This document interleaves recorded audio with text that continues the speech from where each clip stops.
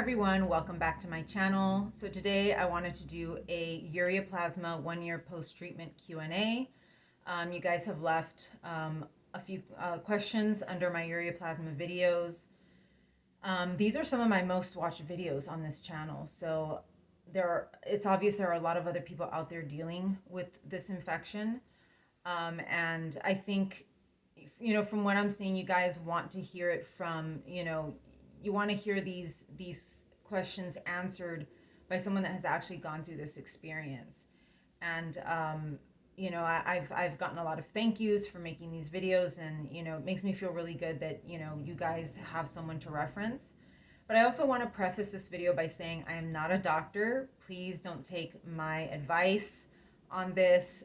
This is just my experience. I also did use Google to answer some of these questions because, like I said, I'm not a doctor. So I'm going to do the best that I can to answer your questions regarding this infection. But just keep that in mind. I'm not a doctor. I'm not a professional. And you can also look to Google for some of these answers.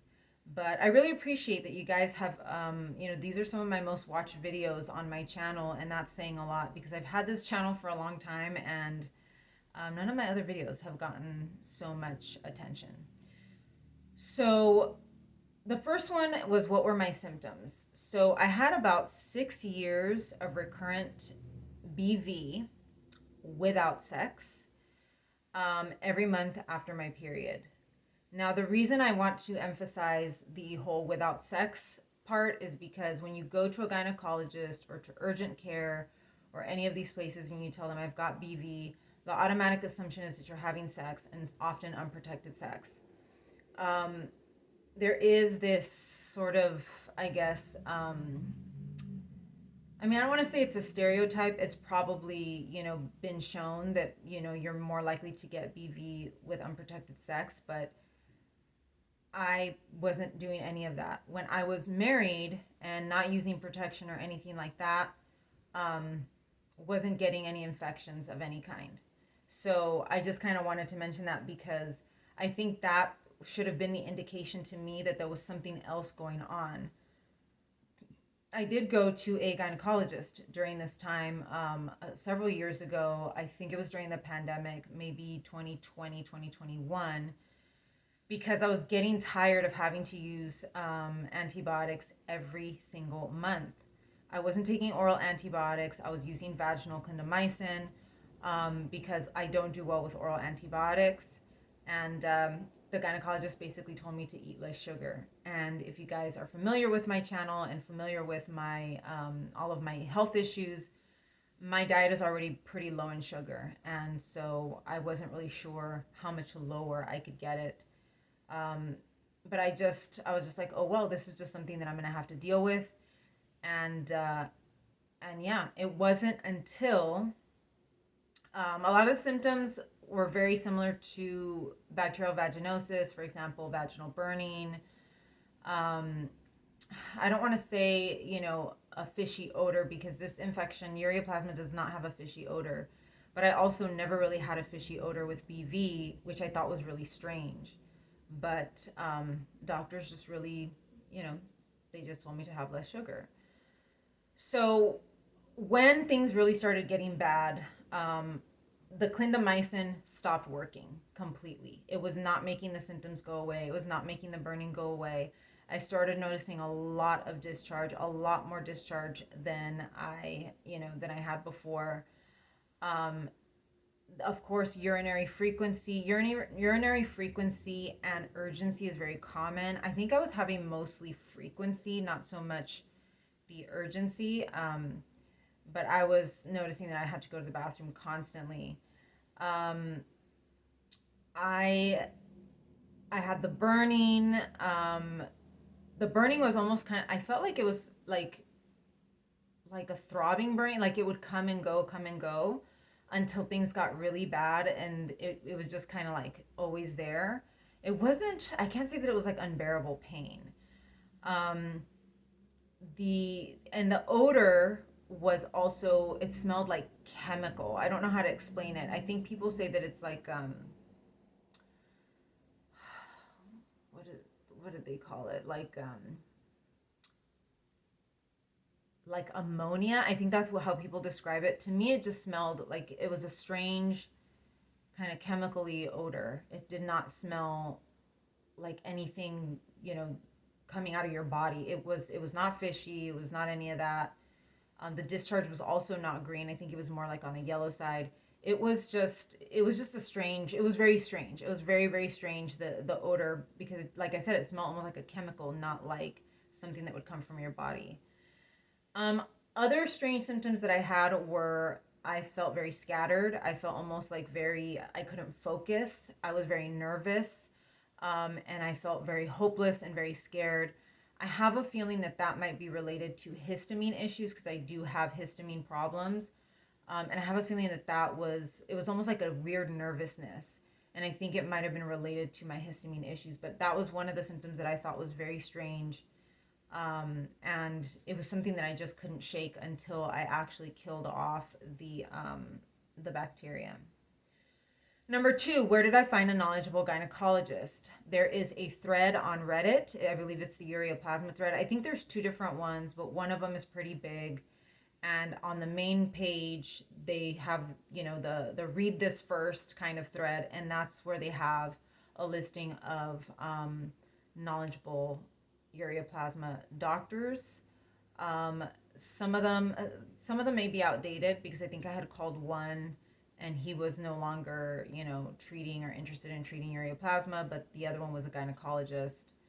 And they're few and far between. I will say that much, but I did eventually find one, and she did advise me. She did not prescribe the medication though. The medication I got prescribed by two different urgent care doctors,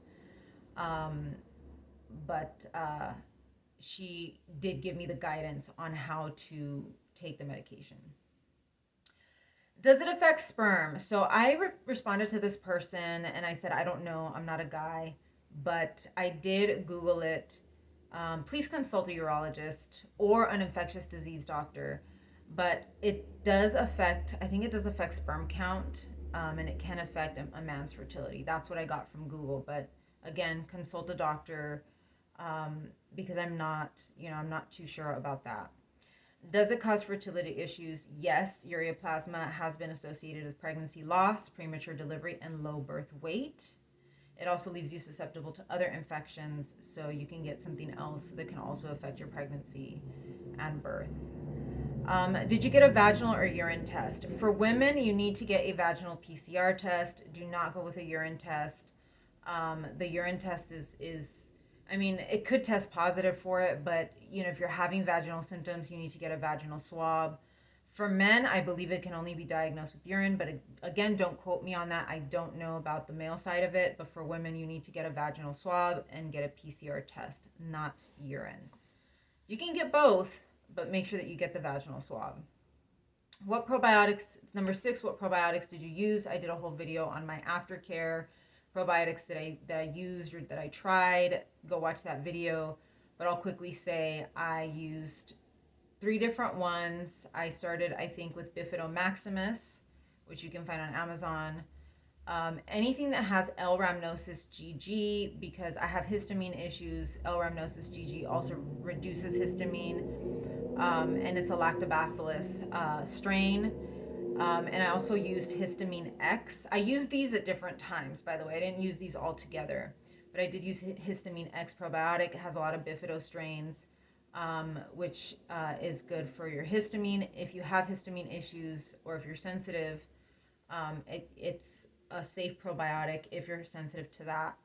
And so I used that. And for vaginal probiotic, Vagibiome seems to be the one probiotic that I seem to tolerate well vaginally.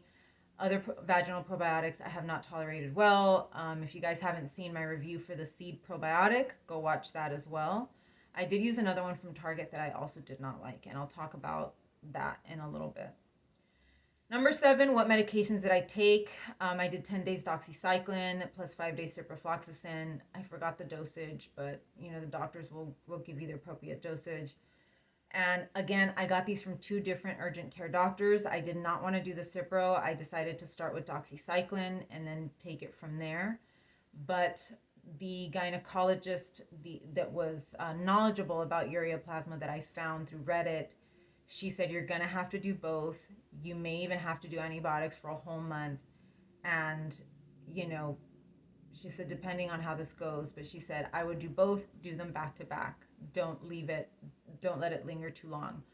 So I actually did the 10 days of Doxy and the 5 days of Cipro over the course of 7 days. And I think I did take a little break in between those two antibiotics because I was very scared of taking Cipro.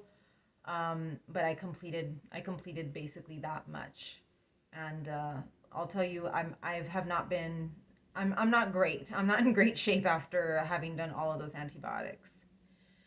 Number 8, somebody asked me why I did not use metronidazole for BV. So I tend to have very bad reactions to medications, regardless of how they are taken. Usually oral antibiotics are the worst, but even antibiotics and even probiotics, vaginally can cause weird side effects for me. I know I do not do well with metronidazole. There's also such thing as metronidazole toxicity, very similar to fluoroquinolone toxicity. But I know that I don't do well with metronidazole. I don't know how I would do with it vaginally, but I do think that I absorb a certain amount because when I do clindamycin, I can feel it in my body. I'm just extremely sensitive. I also, speaking of probiotics, there was one probiotic by, I think it's Love Wellness that they sell at Target. I did not do well. I don't know why, but I developed, and I'm not ingesting it in my mouth. It's a vaginal probiotic, and I get nauseated. I have stomach symptoms. I just don't do well with it. I don't know why, but it's just, my body just does not tolerate it. I'm just that sensitive. Number 9, if you're a man, can you transmit BV to others? I would say probably yes. If you're a man, you can transmit anything that you have to another partner, especially if you release any kind of fluids into them. And I think even if you don't. So if you have any kind of bacterial issue, please don't use protection or just don't do anything because I feel like those of us women tend to suffer more because of other people that are spreading these types of things. Number 11, somebody said, have you considered vaginal changes from perimenopause? I guess she was asking me because I still have lingering symptoms. You know what? It's possible. I just turned 40. I am 40 years old. I could be going in that direction, but I think most of the lingering symptoms that I do have are related to histamine, related to my chronic illness, related to just the level of inflammation that I have in my body. I do think I have some vaginal dryness, especially during my period, which is very strange. And I notice just like it just feels so uncomfortable in there. So I do think that I am developing some kind of dryness from it. And it's probably it could be perimenopause. It could be just the inflammation I have in my body and my poor health in general. Now, the last question, which is this is a bonus question because this was not on my Ureaplasma videos. This was on the video of dating, but I thought it would be very relevant to this Q&A. So this was actually, I think, a woman that asked this, and she said that I seemed very knowledgeable about dating while having like health issues. I wouldn't say that I am extremely knowledgeable about it, but I did do some dating shortly before I got diagnosed with Ureaplasma. And I just want to say I didn't get Ureaplasma from any of these guys. I'm pretty sure I had it all along, and we'll touch on that in a little bit. But the question was very forward. It kind of made me laugh a little bit, but it's also, I do think that people ask these questions in earnest because, especially if you're chronically ill, you kind of want to know, like, hey, what are my risks? And I've been asking myself that question as well lately because of my experience with Ureaplasma. So she said, how many of my dates end up in bed, and how does that mess with your health? So, I'm not really dating. I've met several guys off of Tinder or other social media. I meet at a coffee shop, and depending on whether, they're nice or not, then maybe a second date or just getting together. Um, not many of the dates end up in bed. Um, and I think, the reason I thought this was a good question for this video is because ureaplasma, depending on who you ask, is considered a sexually transmitted infection. I've had I had one doctor, or he was a PA, he said it was a commensal bacteria, which is just a natural bacteria that lives in your vaginal microbiome. And then when I went to go see, I actually went and saw an infectious disease doctor a few months ago, and he said it's an STD or an STI. So it seems like, at least here in the United States, the jury's out as to what it actually is and what, I mean, anything can be passed around. I'm pretty sure BV can be passed sexually, and that's not considered an STI.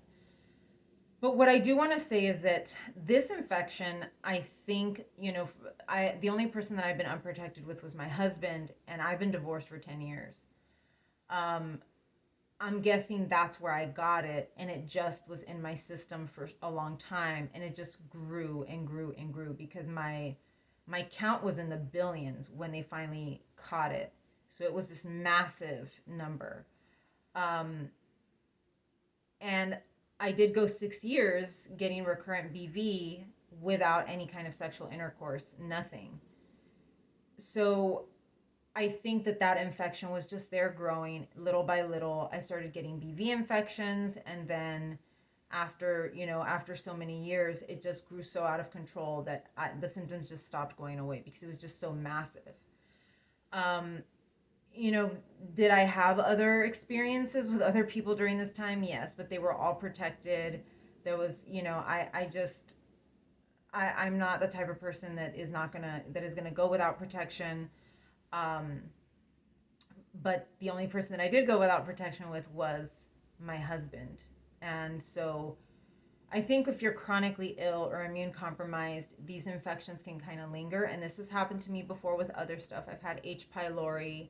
I've been having recurrent sinus infections going on almost 2 years at this point. So, your immune system is compromised, or you have other health issues, and that is going to raise your chances of just having a full-blown situation. You can have ureaplasma. I probably was carrying ureaplasma this whole time, but I was asymptomatic for the ureaplasma. I was having symptoms of a different infection because it was leaving me vulnerable to another infection. But, that is a good question because I have not done anything since I finished my ureaplasma treatment. I went on one date. I met one guy again at a coffee shop. I think that was this past March, and that was it. I was really concerned because I don't know the transmission of ureaplasma. I don't know. I mean, obviously, they say it's an STI, so it can be transmitted that way, but I'm wondering if it can be transmitted in other ways. I have asked that question because I was using period underwear for a long time because I didn't know why I was getting BV. And so I switched from pads to period underwear because I thought maybe I don't know. I was trying to figure out why I was getting these recurrent infections. I stopped using tampons, went to pads, then went to period underwear. That wasn't doing the trick, went back to pads.